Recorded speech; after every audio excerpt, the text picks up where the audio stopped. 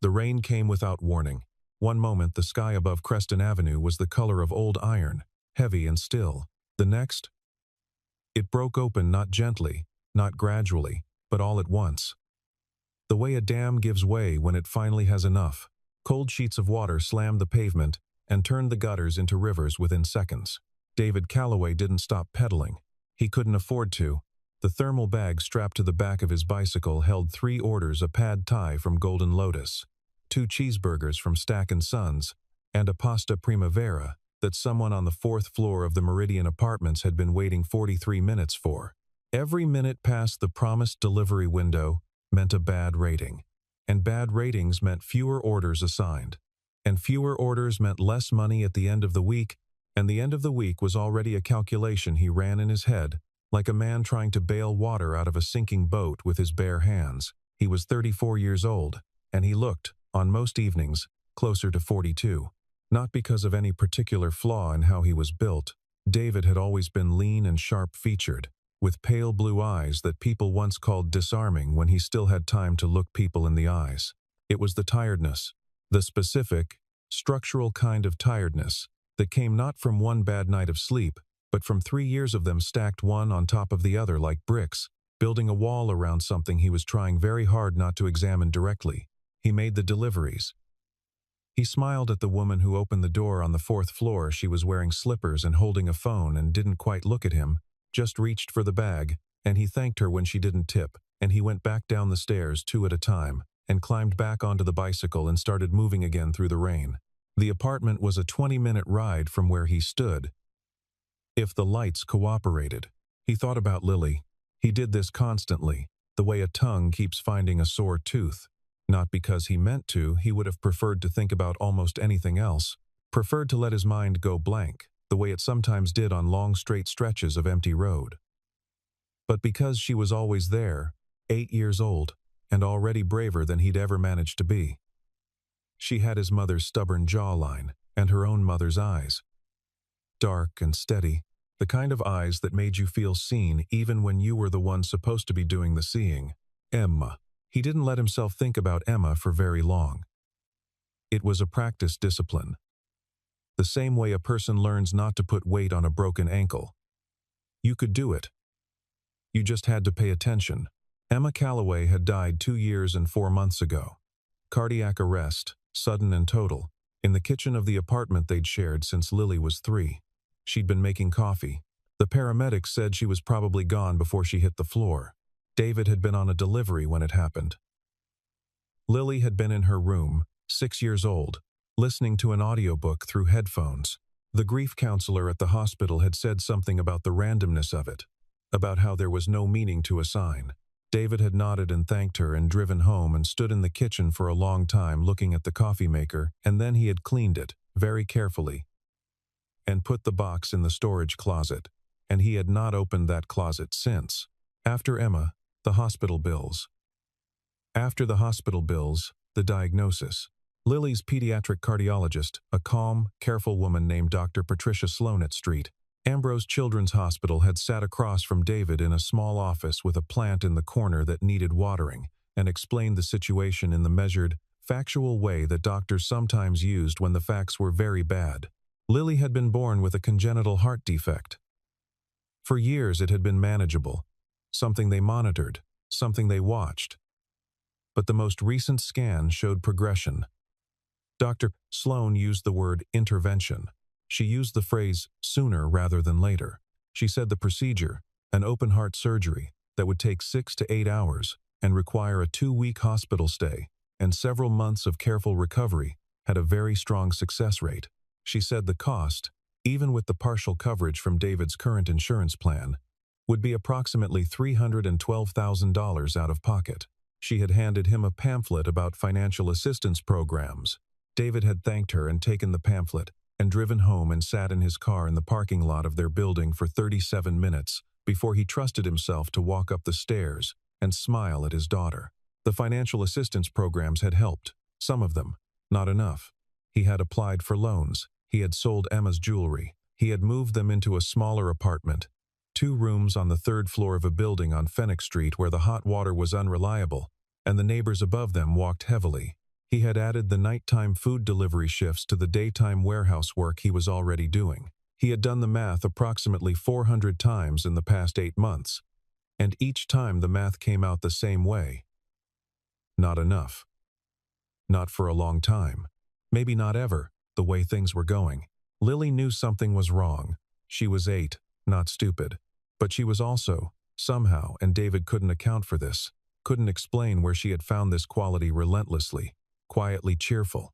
She made their small apartment feel like somewhere a person might actually want to live. She arranged the second-hand books she'd gotten from the school library sale on the windowsill in order of color.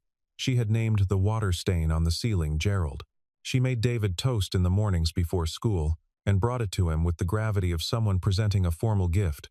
At night, when she thought he was asleep, she sometimes prayed, not loudly, in a low, steady whisper, with the seriousness of someone who believed absolutely in what they were doing. David lay still and listened, and did not make a sound. The apartment on Fenwick Street was 140 square meters, split into 2 rooms and a galley kitchen, with a window that faced a brick wall. When David had first seen it standing in the hallway with Lily beside him, both of them still carrying boxes, Lily looking around with the expression of someone conducting a thorough and neutral inspection, he had braced himself for her reaction. She had walked to the window that faced the brick wall and looked at it for a long moment. "It's like a secret," she'd said. He hadn't known what she meant. Then he did. It was like having a view that nobody else could see, because nobody else would think to look there. It was a private view of an ordinary thing.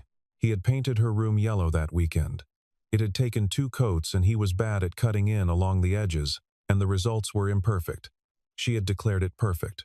The books on the windowsill were arranged now by color, red through orange, through yellow, through green, through the blues and purples, and she had told him that Gerald, the water stain on the ceiling, was going through a lot, right now, and deserved patience. He had agreed to extend patience to Gerald. These were the things he thought about when he was tired. Not the medical bills. Not the spreadsheet on his phone where he tracked every dollar in and every dollar out, and the number at the bottom that never went the direction he needed it to go. He thought about Lily's yellow room and her ordered books, and the way she looked at brick walls and found something worth seeing in them. He pedaled through the rain. He thought, 3 more hours. Then home. Then Lily's face. He could make it 3 more hours. He almost missed it entirely. The streetlight on the corner of Creston and Marsh had been out for what he estimated was 6 weeks. He had filed a report with the city twice. Nothing had happened, and so the section of sidewalk beneath it existed in a particular quality of darkness that the rain made worse. Not pure black, but a shifting, wet gray, everything at once visible and obscured. The bag was black leather. It lay against the base of the dead streetlight post, like it had simply been set there and forgotten. Upright, handles folded over, ordinary-looking, in the way that expensive things sometimes manage to look ordinary. If the light had been working, he might have seen it sooner. If he hadn't been looking down at a puddle he was trying to steer around, he might have ridden past without noticing it at all. He saw it. He did not stop. He rode another 10 feet, then 15, then he braked. He sat on the bicycle with the rain on his back and looked ahead at the empty street. He was tired. He had 3 more deliveries queued. It was almost 11 o'clock at night, and the temperature had dropped in the last hour, and the water coming off the brim of his hood was hitting his collar and running cold down the back of his neck. He turned around. He walked the bicycle back to the lamppost and stood over the bag without touching it. It was a good bag. The kind of bag that was built to look understated and cost a great deal of money. The leather had that particular sheen that real leather has, not the flat, slightly sticky look of imitation. Both handles were unbroken. The zipper was gold-colored. There was a small monogram tag on one handle too dark to read clearly. He crouched. The pavement was cold through his knees. He didn't touch it yet. He looked up and down the street. A car passed at the intersection, its headlights sweeping through the rain. Gone. No one on the sidewalk. No one in the doorways of the closed businesses, a dry cleaner, a nail salon, a sandwich shop that lined this block. He picked it up. It was heavier than he'd expected. He found a recessed doorway 6 feet away and stepped into it, out of the worst of the rain. and set the bag down on the shallow step and unzipped it. The money was arranged in banded stacks. $100 bills. Each band marked $10,000. He counted the stacks without touching them. 10, 15, 20, more beneath. He shifted a stack and found a manila envelope, sealed. Beside the envelope, a slim leather portfolio embossed with the initials VH, and beneath those, in smaller letters, Halcyon Group Industries. He knew the name. Everyone in the city knew the name. Halcyon Group was headquartered in the Aldrin Tower downtown. A 32-story building, with a steel and glass facade visible from half the city. They were in logistics, in real estate, in 3 or 4 other industries David couldn't have named specifically. Their CEO had been profiled in a business magazine that had been sitting in the waiting room at Dr. Sloan's office.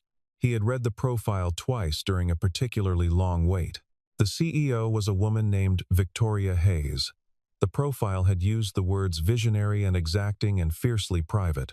There was a photograph of her standing at a floor-to-ceiling window above the city, arms crossed, looking at something outside the frame with an expression that suggested she had already decided what to do about it. David sat on the cold step in the doorway and looked at the money. He knew what was in this bag.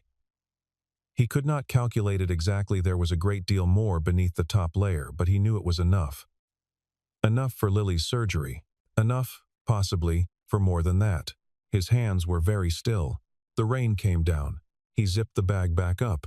He sat in the doorway for a long time with the bag between his feet and his hands resting on his knees. The rain continued. A few cars passed at the intersection. Nobody came down Creston Avenue, he thought. Nobody saw me pick it up, he thought.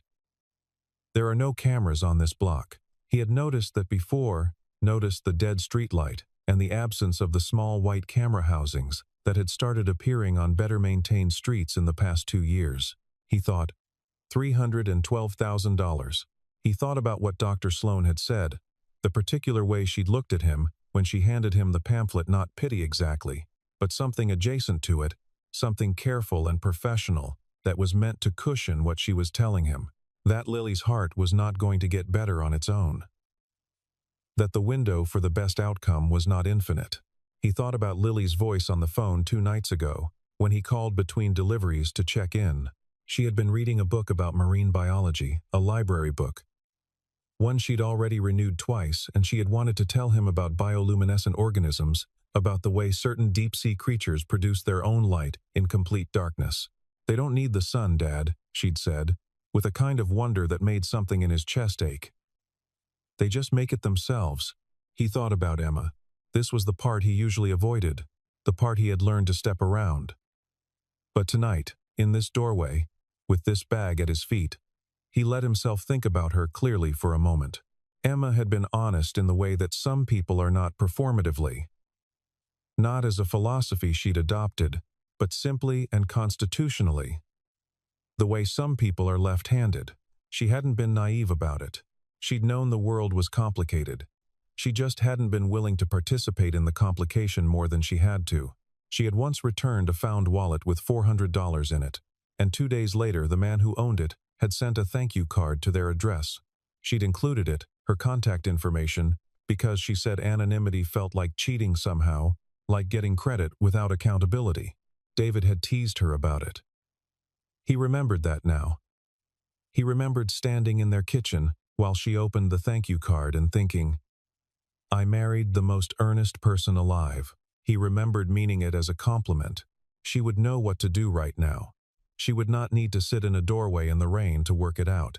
He heard Lily's voice not from the phone call, but from 2 weeks ago, a Tuesday evening, while he was doing dishes and she was supposedly doing homework, but had actually been watching him, the way she sometimes did when she thought he couldn't see her in the reflection of the kitchen window. Dad, she'd said, do you think good people always get rewarded eventually? He'd been careful with his answer. He'd said he thought good people were their own reward, which had sounded to him the moment he said it like something embroidered on a pillow. But Lily had nodded seriously, as if he'd said something worth keeping. Then, while he was thinking about whether to try again with a better answer, she'd said, I think so too. Good people always do the right thing. Even when it's hard.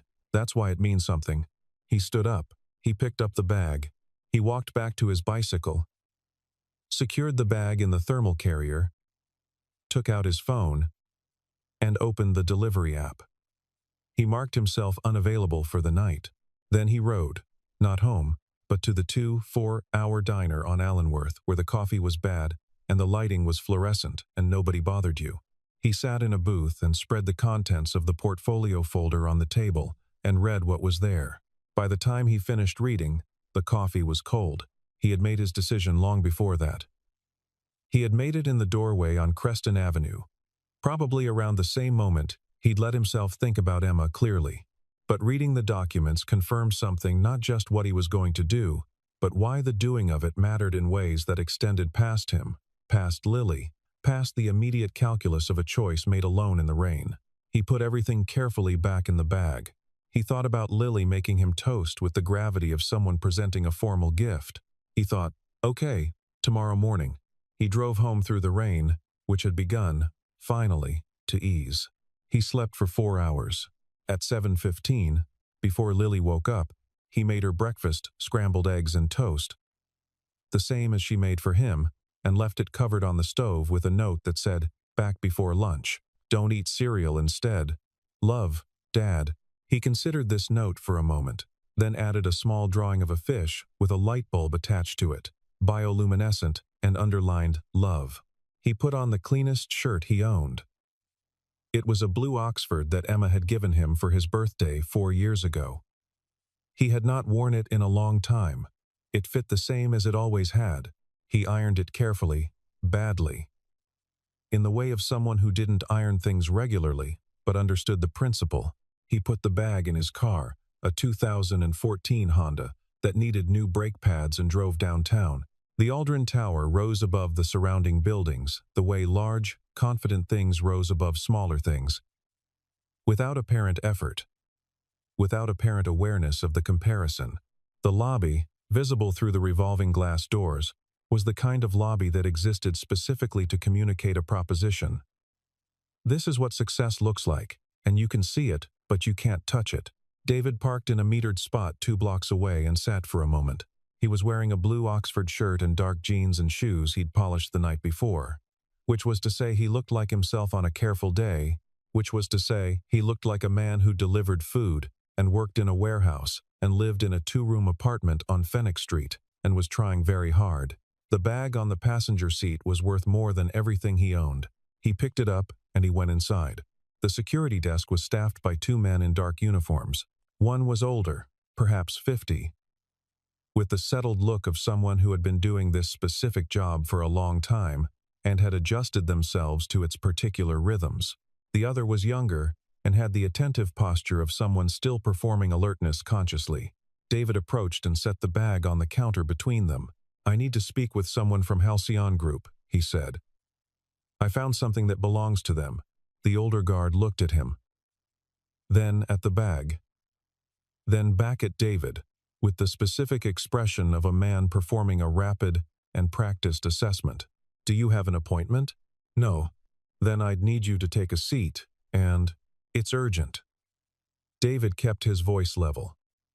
"The bag contains a significant amount of company property. I need to return it to the appropriate person as quickly as possible." The younger guard leaned forward slightly. "What kind of property?" "Documents and materials." He didn't say money. He'd thought about this on the drive over. Saying money in a lobby to a security guard would raise a different kind of question than saying documents and materials. The name on the portfolio inside is V. Hayes. Brief Pause. The older guard picked up a phone. He watched David while he spoke into it, which was fine. David had nothing to do with his hands, so he put them in his pockets and stood straight and watched a point on the wall behind the desk while the call was made. Somewhere behind him, the revolving door turned. A woman in a gray suit moved past him toward the elevators without looking in his direction. He heard faintly from the phone, "Send them up." The older guard hung up and looked at him with an expression that had shifted slightly. Not warmly, but in a direction of recalibration. 31st floor, he said. "Miss Hayes' assistant will meet you." The elevator was mirrored. David looked at himself as he went up. He looked tired. He looked like what he was. He decided that was probably fine. The assistant was a young man named. He introduced himself in a slightly rushed way that suggested he'd been given instructions that made him uncertain what protocol applied here. Garrett wore the expression of someone professionally trained to reveal nothing and currently working very hard at that training. Garrett led him to a conference room, not the main boardroom, which David glimpsed through glass as they passed long table, high-backed chairs. A view of the city that would have been extraordinary, but a smaller room adjacent to it. The table was oval, and the chairs were leather, and there were no windows. "Miss Hayes will be with you shortly," Garrett said, and left. David sat down. He set the bag on the table in front of him, handles toward him. He waited. She came in 12 minutes later. Victoria Hayes was not quite what the magazine photograph had prepared him for. The photograph had captured stillness she'd been posed, controlled, curated. In person, she moved with the quick, economical efficiency of someone who had trained themselves out of unnecessary motion, the way a runner trains themselves out of unnecessary stride. She was 51 or 52, he guessed. Dark hair with gray at the temples that she had not tried to conceal. A dark suit that was very simple and very expensive. She sat down across from him and did not extend her hand. She looked at the bag, then at him. "You found this," she said. It wasn't a question. "Last night, on Creston Avenue, around 11. Where on Creston?" "Corner of Creston and Marsh. Against the lamppost on the south side. The light's been out for weeks." She was looking at him with an intensity that was not exactly suspicious and not exactly neutral. She was reading him, he realized, doing it the way intelligent people did, quickly, continuously, without obvious tells. "You opened it," she said. "Yes. Why?" "I needed to know who it belonged to, and then you brought it here." "Yes." She reached across the table and unzipped the bag herself. She looked at the contents for a moment, not counting, he thought, just confirming, and then she closed the bag and placed her hands flat on the table and looked at him again. "Nothing is missing," she said. "No. There was a significant amount of cash in this bag, Mr. Calloway." "David Calloway, Mr. Calloway." She paused. "A significant amount of cash, and documents with internal company markings." "Yes. You read the documents." "Some of them." He kept his voice even. "I read enough to understand what they were." That landed. He saw it, a small shift in the quality of her attention. Something behind her eyes adjusting to a new piece of information. "Then you understand," she said carefully, "that what you read was confidential." "Yes." He met her eyes. "I'm not going to talk about it. That's not why I'm here." She looked at him for a long moment. The room was very quiet. Somewhere outside the door, an office hummed with the ordinary sounds of a large organization in motion phones, footsteps, distant voices, but in this room it was quiet. "Why are you here, Mr. Calloway?" "To return the bag." "That's all?" "That's all." She unclasped her hands and sat back slightly. It was the first relaxation of her posture since she'd walked in, the first indication that she was allowing herself something other than total vigilance. "How much do you make?" she said, in a week. It wasn't cruel the way she asked it. It was direct in the way that people who were used to direct information sometimes forgot was unusual. "Enough to get by," he said. "That's not an answer." "No." He looked at her. "But it's what I've got." Something changed in her face. Not a softening exactly. More like the removal of a layer of something, a tool she used and had forgotten she was using. She was quiet for a long moment. Then she said, "The bag wasn't supposed to be on Creston Avenue." She told him what she chose to tell him, which was not everything but was enough. Halcyon Group had been dealing, for the past 14 months, with a problem. An internal problem, the kind that was difficult to discuss publicly, difficult to prove through ordinary channels, and potentially devastating if handled incorrectly. 3 members of the company's senior procurement division had been identified through a forensic audit as almost certainly involved in a pattern of bid manipulation. The company stood to lose in legal exposure, in regulatory fines, and in contract cancellations, a number that Victoria was not willing to say aloud in this room with a stranger. The bag was part of a controlled internal operation. The documents inside contained information designed to expose the scope of the scheme, fabricated in some details, real in others, arranged to function as bait. The cash was traceable. The plan had been for the bag to be accidentally left in a location where one of the three individuals under suspicion would find it, under circumstances that would make it nearly impossible for him to resist making a decision that would complete the evidentiary chain. Her head of security had been responsible for the handoff that night. There had been a miscommunication about location, a text message sent to the wrong coordinates. The bag had been left 3 blocks from where it was supposed to be, in a part of the street where no one was watching. And by the time the error was discovered, the bag was gone. She had spent the night assuming it was lost, assuming the worst.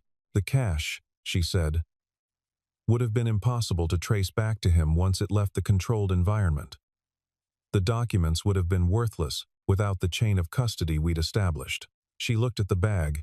The operation was destroyed when the bag went missing. Or it would have been. David had listened without interrupting. He was good at listening. He'd learned it from Emma, who said most people stopped listening the moment they thought they understood what was being said, which meant they spent most conversations missing the second half of everything. If the wrong person had found it, he said, yes, the documents would have told them what the company knew. Yes, she said it without inflection. And 3 people who had been systematically defrauding this company for over a year would have had enough warning to cover what remained. He thought about what he'd read in the diner at midnight, the numbered sections of the portfolio, the careful language of a document designed to look like something it wasn't. He'd understood it was a test of some kind. He hadn't understood the full architecture of it. Do you still have what you need? He asked. Now that the bag is back, she considered him. The chain of custody has gaps, she said. You handled the documents. You read them. That complicates things. I'll sign whatever you need me to sign, he said. An affidavit, a statement, whatever is useful.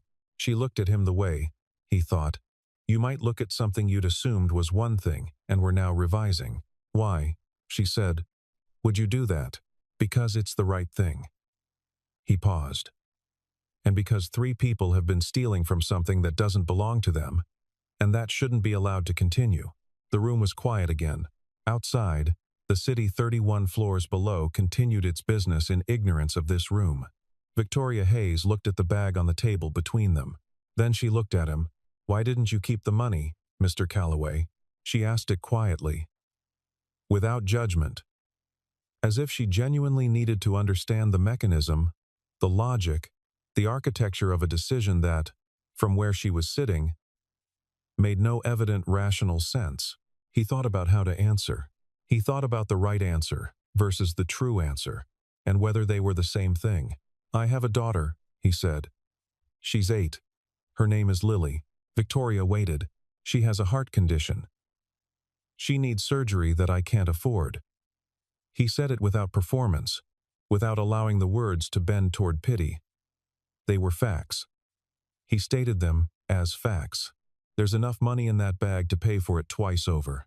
Last night, sitting on a doorstep in the rain, I understood that completely. But you brought it back. Yes. Why? He looked at his hands for a moment, then back at her. Because Lily needs a father she can respect, he said. Not just a father who solved a problem. He paused. She's already lost her mother. If she grows up and finds out that I kept that money that when it mattered, I took the easier thing, I don't know what she'd do with that. I don't know if she'd be able to hold on to who she is. He stopped. Then, more quietly. And I made a promise, a long time ago. To my wife, when she was alive. Not out loud. But I made it. Victoria was very still. She was looking at him in the way you looked at someone when you were trying to find the seam, the place where the performance ended and the reality began. He held her gaze without flinching, because there was no seam to find. You could have left the bag, she said. Walked away. Found it and left it. Yes, you chose to carry it in here and sit across from a stranger and hand back something that would have changed your life. It would have changed it wrong, he said. There's a difference. She said nothing. He watched something move through her, something she didn't show him fully. Something internal and private that she closed around before he could see its shape. But he saw the edges of it. She stood up. Give me a moment, she said, and walked out of the room. She was gone for 19 minutes. David sat in the conference room and looked at the city through the gap where the door had not fully closed. He could see a sliver of it, the steel and glass geometry of other towers, the pale morning sky pressing down on all of it. He thought about Lily eating the scrambled eggs. He thought about the note with the bioluminescent fish. When Victoria came back, she was carrying a folder. She sat down and set the folder on the table between them, not opening it. "I want to tell you something," she said. "And then I want to make you a proposal. And I want you to hear both things before you respond to either one." He nodded. "My father," she said, "died when I was 11. He was a high school science teacher. He died owing $43,000 in medical debt. My mother worked 2 jobs to pay it off over 8 years. She said it the same way he'd said the facts about Lily. Without performance, without seeking anything. I started Halcyon Group because I was afraid of being poor in the way I was poor as a child. I built it to be unassailable. I made it about control because control felt like the opposite of fear." She looked at her hands. "I have been running this company for 19 years, and in that time, I have been careful about almost everything and generous with almost nothing, because I confused those two things." She looked up. "What you did this morning, and I don't mean returning the money, I mean sitting in that chair and telling me about your daughter in that particular way reminded me of something I haven't thought about in a very long time." He waited. "It reminded me of my father explaining the scientific method to me when I was 9. He said, 'The point is not to get the answer you want. The point is to find out what's actually true, even if it's harder.'" She opened the folder. "I stopped doing that somewhere. I started wanting particular answers." Inside the folder were 2 documents. The first was a letter. He read it quickly. It was from the Halcyon Group Foundation. A philanthropic arm he hadn't known existed, authorizing a direct grant to the St. Ambrose Children's Hospital Cardiac Surgery Fund in the amount of $320,000, designated for the care of Lillian Calloway, patient of record. The letter was already signed. He read it twice. He set it down. "That's not contingent," Victoria said. "I've already authorized it. Whether you accept anything else or not, that's done." He looked at the letter. He looked at the city outside. He pressed his lips together and said nothing for a moment. "The second document," she said, sliding it toward him, "is a job offer. Director of Logistics Integrity. It's a new position. Oversight of our delivery and distribution operations, which is an area we have neglected in favor of more visible parts of the business. The salary is..." She named a number that was 3.5 times what he made in a year. "It includes full family health insurance. It includes a relocation assistance package if you'd like to move to a better apartment." He looked at the offer letter. He thought about what he'd expected walking in here. He thought about what he deserved and what he had earned, and what the difference between those two things was. "I want to be honest with you," he said. "I didn't come here for this. I know. And I don't want to take something I haven't. I don't want charity. The grant to your daughter's hospital fund," she said carefully, "is not charity. It is the most direct expression I have available to me of how much what you did this morning was worth."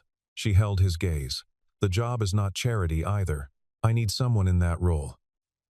I need someone who, when they find a bag full of money on a dark street, makes the decision you made. That is not a common quality in a professional setting, Mr. Calloway. I would like to employ it." He looked at the offer letter for a long time. He thought about Lily. He thought about scrambled eggs going cold on a stove. He thought about bioluminescent fish making their own light in the dark. "Can I start Monday?" he said. Victoria Hayes almost smiled. Lily's surgery was scheduled for the 3rd week of November, 6 weeks after that morning in the conference room on the 31st floor. The night before the surgery, David sat in the chair beside her hospital bed while she slept, and he did not try to read or look at his phone or do anything else. He just sat in the chair and watched her breathe, which was a thing he had been doing since she was born and which he had never stopped finding extraordinary. That a person could simply exist this way, that she was here and breathing in his. She woke up once around 2 in the morning and found him there and said, in the slightly bewildered way of a child surfacing from deep sleep, "Dad, you should sleep." "I'm okay," he said. You look tired. I look like your dad." She reached out and took his hand, her small fingers closing around two of his, and looked at him with Emma's steady eyes. "It's going to be fine," she said, with absolute certainty, not the performed certainty of someone trying to convince themselves, but the real kind, the kind that came from somewhere he couldn't account for. "I know," he said. "Gerald says so too," she added. Which meant she had somehow decided that Gerald the water stain had a say in things, and which meant David nearly laughed, which was the correct outcome. He sat in the chair all night. Dr. Patricia Sloan operated for 7.5 hours. She came out in her scrubs and found David in the family waiting room. He had been there for the full 7.5 hours, having drunk 3 cups of bad coffee and eaten half a vending machine granola bar, and called his mother twice, and she told him that the procedure had gone exceptionally well, that Lily's heart was strong, and that the repair was clean, and that she was already being moved to recovery. David said thank you in a voice that was not entirely steady. Dr. Sloan said, "She's a tough one, your daughter." Then she shook his hand and went back through the double doors. Victoria Hayes did not attend the surgery. That would have been strange. And she was not a strange woman. But on the morning of the surgery she sent, through Garrett, who David was now on reasonably friendly terms with, a card. It was a plain card, cream-colored, with no design. Inside, in handwriting that was small and precise, it said, "I've been thinking about what you said about your daughter needing a father she can respect. I've been thinking about it every day since you said it. I don't have children. I have this company, which I built to be unassailable. I wonder, sometimes, if I built it in the wrong image. I am working on that. V.H." David read it in the hospital hallway. He folded it and put it in his shirt pocket. He started the job on a Monday, as agreed. The office they gave him was on the 26th floor. Smaller than the conference room where he'd first met Victoria, with a window that looked not at the panoramic sweep of the city but at the mid-distance, at the rooftops of older buildings and the water tower on the building across the way. He found he preferred it. It was the kind of view you could actually look at, could actually think in front of. The work was harder than he'd expected, and more interesting than he'd expected. The company's distribution operations had accumulated, over years, a particular kind of organizational entropy, habits and processes and workarounds that had made sense once, and then become invisible precisely because they'd been there so long. David had spent 3 years navigating the actual delivery infrastructure of the city, at ground level, at night, in the rain. He knew things about how goods moved through the city that the people in this building had never thought to ask. He found, to his surprise, that this was worth something, that the men and women who ran these operations were willing to listen to someone who could describe their problems from the inside. He was not perfect at the job. He made mistakes. The specialized language of corporate operations required a learning curve he had not anticipated, and there were moments in his first months when he sat in a meeting and followed approximately 70% of what was being said and had to piece together the rest from context, which was exhausting in a way that was different from physical exhaustion but no less real. He stayed late. He asked questions that probably revealed gaps he'd have preferred to conceal. He developed a habit of writing things down in a small notebook he kept in his jacket pocket, which earned him a gentle ribbing from a colleague named Spencer, who said nobody under 60 kept a physical notebook anymore. "I'm 34, David said. "Spiritually 60, Spencer said, and clapped him on the shoulder. He liked Spencer. He liked most of the people he worked with, who were he had expected otherwise, and been corrected, not generally unpleasant. They were people, mostly, doing a job, complicated in the ordinary ways people were complicated. There were harder days. Days when the learning curve felt steeper than he'd calculated, when he sat at his desk after everyone else had gone home and wondered quietly whether he was where he was supposed to be. Those days he would open the small notebook and find, between meeting notes and logistics diagrams, the occasional drawing Lily had left in there, a fish, a whale, a small figure he was fairly certain was supposed to be Gerald the water stain in a more humanoid form. He would look at these drawings for a while, and then close the notebook and keep working. Progress, he found, was not a straight line. But it was real. The evidence accumulated. A process corrected. A route optimized. A conversation with a warehouse manager that turned from skeptical to collegial over the course of 6 weeks. He was building something. The pace was different from what he had done before, slower in some ways, more consequential in others, but the building itself felt familiar. He had been building things in small increments for years. Victoria Hayes was not, as a rule, an accessible person. She ran a company with 2,000 employees, and she did not have time to be accessible. But she had a habit, David noticed over the months, of stopping by his office approximately once every 3 weeks without advance notice, and asking him a single question, sometimes about the work, sometimes not, and then leaving. The questions about the work were direct and intelligent, and clearly informed by a familiarity with what he was actually doing, that indicated she paid more attention than her schedule should theoretically allow. The questions not about the work were harder to categorize. Once she asked him what he thought about when he couldn't sleep. He told her, delivery routes, mostly. The most efficient paths. The way a city reorganized itself, at night. She said, I think about money. Not in the way you'd think. More like the shape of it. How it moves. He thought about that for days afterward. In January, 4 months after the surgery, Lily came with him to the office for the first time. It was a Saturday, and the building was largely empty, and she wore her winter coat and a beanie with a pom-pom, and spent 45 minutes at his desk, asking what each button on his desk phone did, and then borrowed his notebook to draw in. He found the drawing later, at home. She had drawn, on a page between his meeting notes, a fish with a light bulb attached to it. He put it on his desk.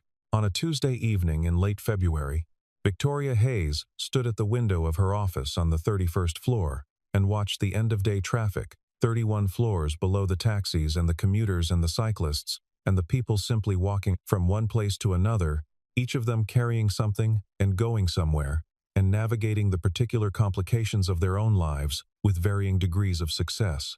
She had been in this office for 19 years. She had stood at this window many times. She had looked at the city many times with the feeling of someone who had built something that the city reflected back at her. Something large and controlled and carefully structured. Tonight she watched 2 figures emerge from the building's revolving doors below. A tall man in a blue jacket. A small child in a winter coat with a pom-pom on her beanie. The man held a thermal bag. The child held a notebook with a drawing sticking slightly out the top. The man bent down and said something to the child. The child laughed. Victoria couldn't hear it, 31 floors up, but she could see it throwing her head back, unguarded, the specific full-body laugh of a child who had not yet learned to moderate it for context. The man laughed too. They walked together down the sidewalk and disappeared around the corner, and the ordinary city closed around the space they'd left. Victoria turned away from the window. She sat down at her desk. She opened the drawer and took out the plain cream-colored card she'd written in November. She read what she'd written. She thought about whether it was still true, or whether it had gotten truer, which was different. She put the card back in the drawer. She reached for her phone and called her assistant. Clear my morning tomorrow, she said. I want to visit the mentorship program at Millbrook High. I said I'd come months ago, and I keep moving it. A pause. Then, before Garrett could respond, she added something she hadn't planned to say. And find out quietly. Don't make a thing of it whether there's a financial literacy program at the elementary school near Fenwick Street. If there isn't one, I'd like to know what it would cost to start one. Another pause. It was suggested to me, indirectly, by someone who knows that neighborhood better than I do. She hung up. She sat at the desk for a moment in the quiet.